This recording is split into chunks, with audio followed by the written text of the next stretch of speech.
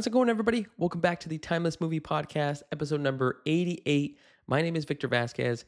Thank you so much for joining me on another episode where we journey into a new film that we got to check out in theaters or streaming. We'll break it down, talk about some of my favorite moments, pros and cons, and then decide whether I would rewatch it, whether it is timeless, and it would be a part of my timeless rotation and collection. Super excited to talk about this week's movie, but before we do, I do want to call out, if you haven't seen last week's episode, I ended up talking about the Apple TV film Wolves, starring Brad Pitt, George Clooney. I put a link up above here in this video. Go ahead and check it out. Again, it was a very interesting movie. I was hoping that it would be shown on theaters. Instead, just went straight to streaming. But again, if you're interested at all, you have Apple TV, definitely go ahead and check out that video, see my breakdown and what I thought about it, and whether it is timeless for me after watching it that one time. All right, let's go ahead and dive in. On this week's episode, we're going to be talking about Todd Phillips' new film and a sequel to Joker. That is right, we're talking about Joker, Folie, Deux. Pretty sure I am mispronouncing that title, but it is what it is. I'm really pumped to kind of talk about this one just because, as you can probably tell, I'm kind of putting this video out a little bit later after the movie has actually released, and there's been a lot of discourse about this film. Before we jump into my overall thoughts, though, just to kind of clarify and give you guys a little bit of background, I started this podcast, I believe in 2021, so didn't have a chance to actually review the first Joker film, but just to kind of give you an insight into my brain, I actually really enjoyed the first Joker. That film, to me, was very different from what we had seen before. Again, a lot of the knowledge that I would have about the Joker is either through the animated series for Batman or different types of animated films, as well as The Dark Knight. And so when we got to see this solo movie of the Joker, I was really blown away. They made it very cinematic. Joaquin Phoenix, who played the Joker, just did such a great job as this character of Arthur Fleck, who in some ways becomes the Joker. And everything about that movie was just really well done. It just felt very eerie, felt very just dark and depressing in a way. But I really enjoyed that part of the movie. Again, it just made it feel completely different from any other type of superhero or supervillain movie that was coming out during the time. And so I really enjoyed that one, and I got really hyped when I heard that they were making a sequel. I was kind of thinking, okay, how could you kind of change it up in a way? And then I heard that they ended up adding Harley Quinn, who's going to be played by Lady Gaga. And as soon as I saw that element, and then people kept throwing out that it's going to be a musical, it's like, okay, this is how you do it, right? This is how you can kind of continue the story, adding another character, the love interest of the Joker, and expand the lore of this universe. And so that got me pumped. I saw some of the trailers. I only had to see one, and I was in. I was like, okay, let's check this out. How is it all going to play out? Well, those are just, again, some of my little thoughts before actually watching it. Now that I actually got to check it out, I went to go see it in IMAX because it actually was filmed with IMAX cameras. And I got to say that Joker Folie Deux is a very interesting movie. It is so different from the first Joker film that came out in 2019. But I actually am really glad that it's different. One thing that I was telling my brother after we watched it is I actually appreciate when sequels can be something either greater or improve on or just drastically different than what the first iteration ended up portraying to the audience. And this film is just completely out there. It has a different type of a feel when you're watching it. But again, I appreciated the direction that they went in. I thought it was unique. And I'm pretty sure it's obvious now. And if you haven't seen any other reviews, hopefully this doesn't kind of ruin anything for you. But this film is a musical. It is completely a musical. I'm not going to say that I'm an expert in watching musicals. Again, I'm not really a big fan of that genre. I have seen films like In the Heights or La La Land. Those are just some of the first ones that come into mind that I've seen recently. But I wouldn't say I'm a full-on, I love watching these types of musical films. But this Joker Folie Deux film is basically a musical. There's so many different types of musical set pieces and how they just kind of intertwine with the story in some ways. And most of the musical scenes are done by the two main characters in this film, which are Arthur Fleck and Lee Quinzel. Both are played by Joaquin Phoenix and Lady Gaga, respectively. And so both of their characters just kind of go into different types of situations where they're talking to each other or they're talking about each other. And then you see these kind of musical set pieces kind of come into play within the story. And again, coming into it, it just feels so drastically different from the first film that it kind of catches you off guard the first time it happens. Just to kind of give you guys an idea of what Joker Folie à Deux talks about, I'll give you kind of a general synopsis. The film takes place 2 years after the first Joker film. You have Arthur Fleck, who is currently in Arkham Asylum. He's lonely, he's depressed, he's basically just waiting his day in court to determine what is going to happen to him after what he did in the first film, which is, I believe, murder 6 people. But as he's going through the ward of Arkham Asylum, one of the guards ends up taking him to a specific ward where you have a musical therapy class. And as he passes by the class, he ends up setting his eyes on a character named Lee Quinzel, which is actually Harley Quinn. And from that moment on, he basically falls in love. He notices her, and then eventually, as the story unfolds, they get more and more opportunities to talk to each other, get to know about each other, and their relationship just kind of starts flourishing right in front of our eyes. And as you would expect with the characters of Arthur Fleck and Lee, they start to really unravel and kind of go into these different and weird situations on what they're going to do after Arthur gets out of Arkham Asylum, Arthur having to kind of go through his trial to determine and obviously prove that he is basically just something psychologically wrong with him. That way he doesn't get sent to the death penalty, and all this different stuff starts to ensue. And in between those moments, as the relationship starts growing, you also see the musical elements of this film kind of play out. And so this film, as soon as I finished up, I completely don't think it's going to be for everybody. Again, if you're not into musicals, if you're not into those kind of aspects, especially coming from the first film, and if you were really iffy on the first Joker, you're not really going to like this one. So that's, again, just my thoughts. However, after leaving the theater, for me, I was just so appreciative of how different it was and how unique of an experience I had watching it in theaters that I actually really enjoyed it. I had a good time with it. Again, not a big fan of musicals, but that didn't really bother me. I still appreciated it. The film was shot so beautifully, just like the first one was. So that's what kind of kept me engaged, and I was still curious what was going to happen to Arthur. The film also kind of acts as like a type of an epilogue of like, well, here are the consequences of what happens to Arthur because of the bad things he did or the things that he caused within the first film. And again, just going through that, I enjoyed it. There was obviously, again, there's a couple of cons, and I will talk about those, but overall, I still enjoyed it. So if you enjoyed and you liked the first Joker, I would recommend watching it, but for the most part, I can feel that this is not going to be a movie for everybody, and this probably explains why it has such a low Rotten Tomato score. Why a lot of people are just kind of bagging on it, like, what kind of a film is this? Like, what does this even mean? Like, what kind of a sequel is this? So, again, definitely, if you really want like a true opinion, I would say that maybe you can wait for this on streaming if you definitely want to check it out. But if you were a really big fan of the first film, I would say that, yeah, go ahead and check out this unique experience of Joker Folie à Deux.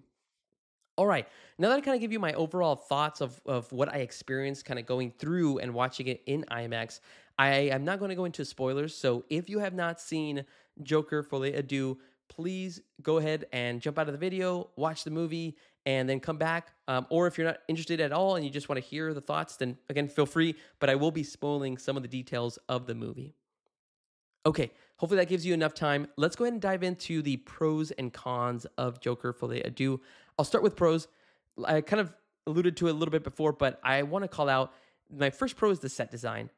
Everything from like how they decorated the specific sets for the musical pieces, the dirtiness that Arkham felt when you would follow Arthur going through the different wards, just the entire kind of feeling of that, the courthouse feeling, all of the designs that they did for this specific film, I thought were incredible. I loved it. Again, the musical sets were probably the most beautiful things to look at. There was so many, like, there's moments where it would just kind of start all black and then the lights would start shining. You'd see Joker, you'd see Harley Quinn dancing around, singing, and there was just so many bright lights, very vibrant colors. And I just thought that was really cool and, again, a great idea as you were kind of transitioning from different types of scenes in the movie to these musical pieces going forward. Again, everything was just from a, again, set design perspective, really well done. Again, I appreciated it. Everything from the costume design as well, things that Arthur was wearing, that Harley Quinn was wearing. Again, it's just kind of as they went on, you could see that kind of change. And as their relationship started kind of to grow a little bit more and more, they started getting more confident with each other, explaining a little bit more about their history and all things of that nature. I also think that the film looks very well shot because again, it was predominantly using IMAX cameras. And so again, like I mentioned, the colors just really popped. The musical pieces stood out so much and just a lot of great cinematic shots. You see Arthur laughing with the condition that he has in the rain. Again, you get to see a lot of cinematic shots of Arkham as well as of Gotham. So everything about the different types of shots that they were able to make, even shots where it's just one character in frame, even those just look very beautiful. So really well done to the team. So that's kind of my first pro, the set design as well as the cinematography and shots that were able to be portrayed in this movie. Second pro for me has got to be the music. Like I mentioned, I'm not really big into musicals or don't look for those specifically to like enjoy like us on a specific weekend. Like, yeah, I really want to watch this musical or this musical. But what made it work for me, I think, is because of the fact that you have characters like Arthur Fleck and Lee Quinzel who they are in Arkham, so they are disturbed in a way, right? There is something wrong psychologically, and it just makes sense when you have somebody that is like that might have some type of a disorder, and they might be a little bit crazy. It makes total sense that they would interpret music in some type of way in their mind, and that's exactly why I think for me it worked very well that these musical set pieces were meant to kind of show what's going on in the head of Arthur or in the head of Lee and explain emotions, explain what is actually occurring or what they're feeling, because maybe they can't articulate that as they're speaking or talking to other folks in Arkham, but in their brain, the music is able to kind of portray, hey, here's exactly where this character is at the moment. So I thought that was really cool. There was various different ways in how they were able to kind of land these musical pieces. Like there's one scene where you have Harley and you have Arthur running away, trying to escape Arkham. And as they're escaping, they're singing and they're kind of almost very overjoyed that now that they're away from Arkham, they can be together more. And you see them singing, they're dancing in the rain outside of Arkham, and then they get caught right before they're going to climb over the fence. That was really well done. I like that. Those are the pieces of the musical sets that I really thought worked very well in this film. And you also got to call out Lady Gaga. I mean, we all know that she's a superstar, but every single song that she sang was just very well done. Even Joaquin Phoenix, he's, I think, credited for some songs that he sang as Arthur Fleck. Even how they both performed it as their characters, I thought was it just portrayed a lot of great emotion for what Arthur and Lee Quinzel were feeling. And again, just really well done for those pieces. And turning this kind of a film into, again, a musical for a guy that doesn't really care too much about musicals, it worked for me. So I think they did their job for people like me that aren't really into musicals. Now, for other people that maybe already enjoy musicals, when they see this, maybe they can point out the different types of flaws. I do have some, but again, we'll talk about that later in the cons section. Third pro that I have is I really enjoyed the way that Harley and Arthur started to evolve the more and more that they were spending time together. Like I mentioned, when they first set eyes to each other, you immediately kind of see that there's a connection. I at first thought it was going to be like it was very quick that they started setting them up, but then you end up realizing that Harley actually checked herself into Arkham Asylum because she was already obsessed with Arthur after she saw him on TV and the things that he was doing. And so she was already madly and crazy in love with the person that she didn't know. So she thought, all right, well, I'll just check myself in and make my way to him so that I can start having a relationship with him. And so it's just wild things that were happening. But as you started to see them grow and grow, you see Arthur from his perspective. He felt very lonely, very depressed, didn't really know what was going to happen to him in Arkham Asylum, whether he was going to get sent to the death penalty. And then as soon as he meets Harley, he now has purpose. He's revitalized. He ends up even eventually taking on the mantle of the Joker again at certain point in the third act of the film. And so you just see them kind of evolve. And again, like I was mentioning, the musical pieces also change. You get the feeling of like when he's in love, the songs are just more joyful. And then when something happens terrible and like a heartbreak, then you get to see that kind of a musical set piece as well. And then on the Lee Quinzel side, again, Lee, played by Lady Gaga, she ends up also evolving. She kind of starts off very like simplistic, no makeup on her face, but as she goes along and starts building a relationship with Arthur, as she starts to kind of get him to take on the mantle of the Joker again, she starts appearing in court. And what's so cool is that in the courtroom where Arthur was, she's all the way in the back. And then scene after scene, she gets closer and closer. And as she gets closer, her clothes start to change. She starts painting her face more with makeup. That by the end, she's right behind Arthur supporting him. And she has her own kind of face paint that kind of resembles Harley Quinn and the Joker as well. So, really well done. Their whole kind of relationship, again, worked for me. Sometimes it did move a little quick, but it didn't really kind of take me out of the movie in that case. And then last but not least, my final pro is the ending. Now, I got to make it clear. I definitely have seen the discourse around people basically hating the ending. And I got to make my specific pro very clear. I liked the fact that this specific part of the film, the ending, completely caught me off guard and that I was not expecting what was going to happen. So spoilers one more time, just in case if you are still here and you don't want to be spoiled, make sure to jump out of the video and come back after you've seen it. But the ending is basically a inmate at Arkham wants to tell Arthur a joke. Arthur, says, like, yeah, okay, if it's quick. And then he basically tells him a joke, and the inmate ends up stabbing him to death. And Arthur Fleck basically just falls to the floor and dies. And again, I was not really expecting that to happen. Arthur was actually on his way to go talk to a visitor that ended up coming to go see him and talk to him. And so you, in your mind, you're like, okay, is it Harley? Does she want to get back with him? But nope, he doesn't even get that opportunity. He basically just gets stabbed and he dies. And when I saw that happen, I was like, whoa, like, is that why are they doing that? And then I think after I saw it happen and after I left the theaters, it kind of solidified my understanding of like what these movies of the Joker were supposed to be. My interpretation after I saw that and after he ends up dying is these films of the Joker, the first film as well as Joker Folie Do, were never meant to tell us that Arthur was really the Joker. It was never supposed to be like an origin story of the Joker. My interpretation of these films is that these films are supposed to portray the essence of the Joker, meaning that we want to show what chaos is like in Gotham, what destruction, what madness looks like in Gotham if it goes unchecked. Now, I know that makes that very complicated because the films are called Joker, so you're expecting to basically be following this character. And when he dies, again, you're thinking like, well, what the heck is that? What does that mean? And again, to me, my interpretation is that he was never meant to be the Joker. Arthur was just somebody that was just so frustrated because of what he was dealing with and what society was basically giving to him in that situation that he went mad and he started doing things that he shouldn't have been doing, like murdering people.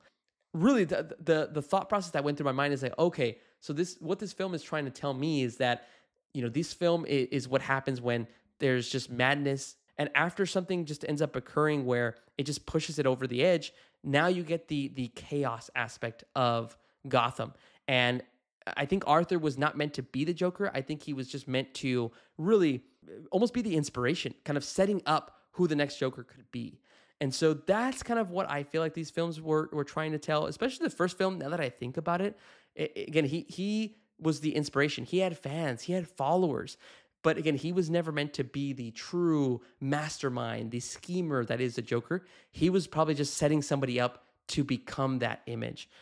Again, that is my interpretation of what I thought about this film, especially after the ending.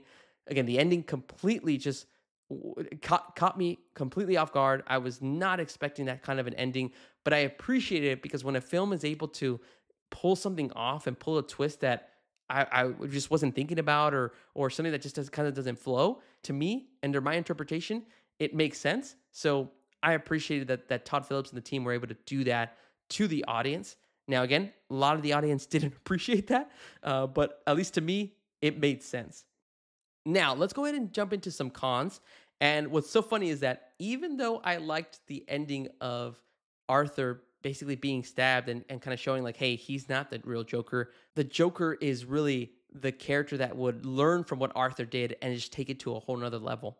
Now, although that was kind of a pro, what I thought was a con was the person that did it. The person that ended up stabbing him ends up, kind of like what he does is he starts laughing very weirdly. He's like very twitchy, and then he starts kind of carving his face. And I don't know if that was supposed to represent like the insinuation that this character that just stabbed Arthur is supposed to be the Joker, like the Heath Ledger Joker, because he starts carving his face and he kind of carves a smile. You don't see it. You kind of see it in the background and you hear it. That I didn't like. I didn't need this guy to then emerge as the Joker and this inmate and just kind of start like insinuating that like, yeah, I'm this Joker now. I'm the Heath Ledger. I didn't need that. I would have appreciated the film just kind of show that he got stabbed by another crazy inmate, just to kind of show the chaos that is just going to keep ensuing because Gotham is just like this, right? If it does not get checked, this is what ends up happening in Arkham, in the city, and all over the place. So again, that piece of it, of kind of, I don't know if that was the intent to kind of show like, hey, this is Heath Ledger's Joker. This is how in some way connected. I didn't really like that. Didn't really need that in any way as a fan of the movie, I guess, or an audience member to really appreciate like, oh man, like the great interpretation. No, I was already okay with him dying, and that already told me everything I needed to know. I knew that, okay, if he's dead, that just tells me that he was never meant to be the Joker. He just took on the mantle just to kind of inspire folks, but somebody in the crowd, a fan of his, will definitely become the true mastermind and schemer that is the Joker. So again, we did not need the scene of this inmate carving his face to represent that he is the Joker. Again, didn't really need that. It didn't add anything to the film. It kind of took me out of it a little bit, but that was already the end of the film. So the other con that I had about Joker Folie à Deux is I enjoyed the musical set pieces, but I feel like the team that directed it and the writers, they could have done a better job to transition certain musical set pieces. There's a lot of times where, like at the scene that I mentioned a little bit before, you have Arthur and Harley escaping Arkham, and as they're escaping, they're singing. And again, they're both delusional, but it makes sense. It easily transitions from then escaping Arkham to singing, dancing in the rain, and then climbing a fence and then being caught. All of that is clear cut. But there's certain parts where you have Arthur feel a certain way, and then it kind of just goes right into a musical set piece. And I'm like, well, hold on. Like, this doesn't really make sense to like what's going on. Why did it have to just immediately cut to it? And the reason that why I didn't really appreciate that is because it started messing with like the flow of the movie. Like there was times where like something intense was going on in the courtroom, and then you jump into a musical set piece, they start singing, and then it kind of cuts back. And then you're trying to, in my brain at least, I'm trying to figure out like the tone again. Like, okay, well, we were just singing and we were like having a good time. Now we're kind of back to a kind of depressing and very intense scene. And so it kind of messed with how I was watching the movie. And it happened several times. So I really wish they could have done a little bit better. And what's funny is there were certain musical transitions that really worked. Whenever they were just singing to each other and, dancing around Arkham, it made sense. But whenever it was just like a cut and a fade to black into a musical set piece, and then it kind of cuts right back, it just messed with the flow of the movie. So that was, again, another piece that I just didn't really like. I kind of really wish that it could have better transitioned into the different types of musical set pieces and then easily come back. And again, maybe go into like a little bit of a dream sequence, but still have it kind of make sense as to why we're going into this musical piece, rather than just kind of cutting and then cutting back, and then your mind is a little bit kind of lost. It's like, oh, okay, yeah, we forgot we were in the courthouse. So again, that's just a nitpick on my side. I didn't really find that very useful, but just a little con on my side. All right, those are just my pros and cons that I had about Joker Folie à Deux. To wrap up the whole movie, let's go ahead and start off with some of my favorite things that I enjoyed about it. Favorite performance for me is going to go to Lady Gaga as Lee, aka Harley Quinn.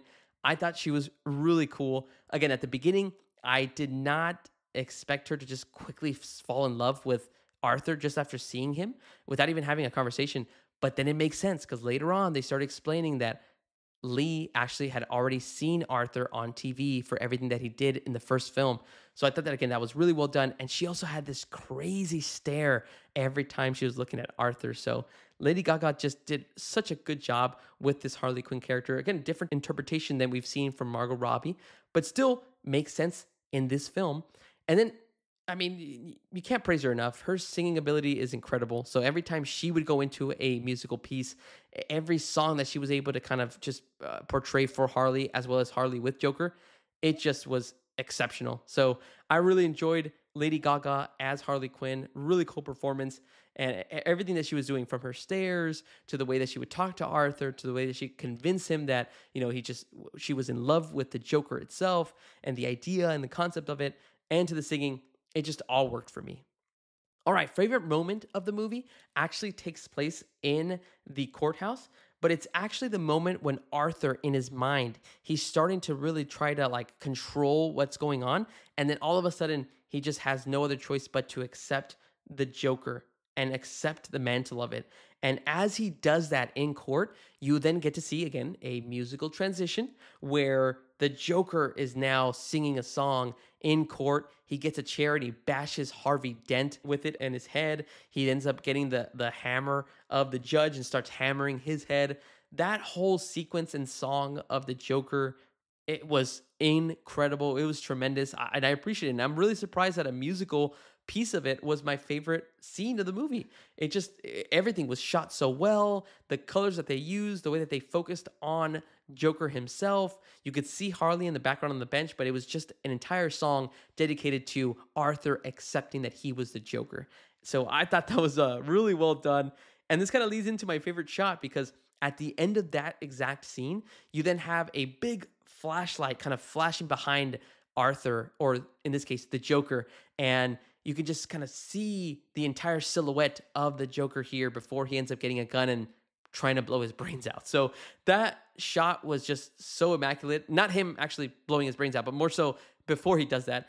Just the light behind the character and the silhouette of him. It just looks so cool, and definitely look like a movie poster that you can have on your wall. But those are my favorite elements of Joker Folie à Deux. Really crazy stuff. Again, such an interesting and unique experience. But again, I think its uniqueness is what kind of pushed me more towards the side of actually enjoying the movie. But here's the important question though, guys. Is Joker Folie à Deux a timeless movie? Can I see myself rewatching this, listening to the musical set pieces and singing along if I really enjoyed them? In my honest opinion, even though I still appreciated how unique and how different this film was, I do have to say that Joker Folie à Deux is not a timeless movie for me.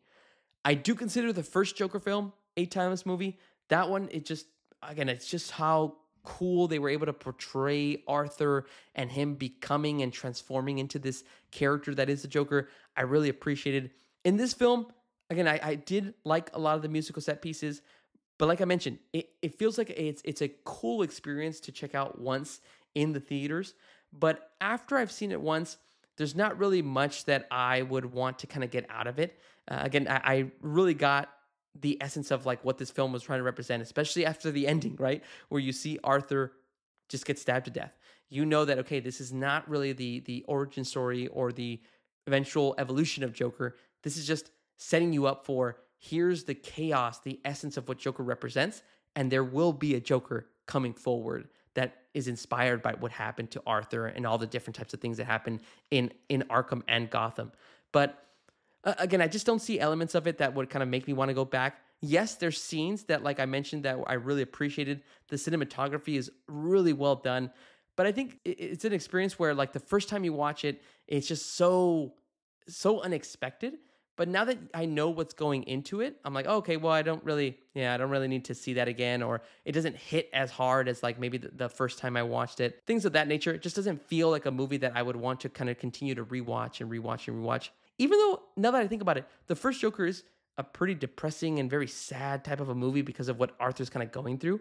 But it's just so interesting of what ends up happening because of the situations around him, because of the things that are just failing him, that he just has no other choice but to become this character. Whereas this film, again, it's more so the musical that might kind of get you back into it. Other than that, the story is pretty straightforward, pretty simple. It's really just the musical set pieces that kind of set it apart. But again, in my mind, after watching it, I think watching this once is enough. Now, if it's on TV or if somebody wants to watch it, definitely would still be down to check it out. But in my opinion, it is not a timeless movie, and I would not add it to my timeless collection. But what do you guys think? What do you think of Joker Folie à Deux? A lot of discussion, a lot of discourse is going on in social media. So definitely let me know down below in the comments. I want to have a conversation with you guys. Did you enjoy Joker Folie à Deux? Did you think that those musical set pieces were awesome, or did they kind of just get in the way of it? And do you think this movie is timeless? All right, everybody. I appreciate you sticking all the way through to listen to my thoughts about Joker Folie à Deux. My name is Victor Vasquez. This has been episode number 88 of the Timeless Movie Podcast. Make sure to check out next week's episode as we cover a new film and we decide whether it is timeless. All right, everybody. Thank you so much and have a great rest of your week.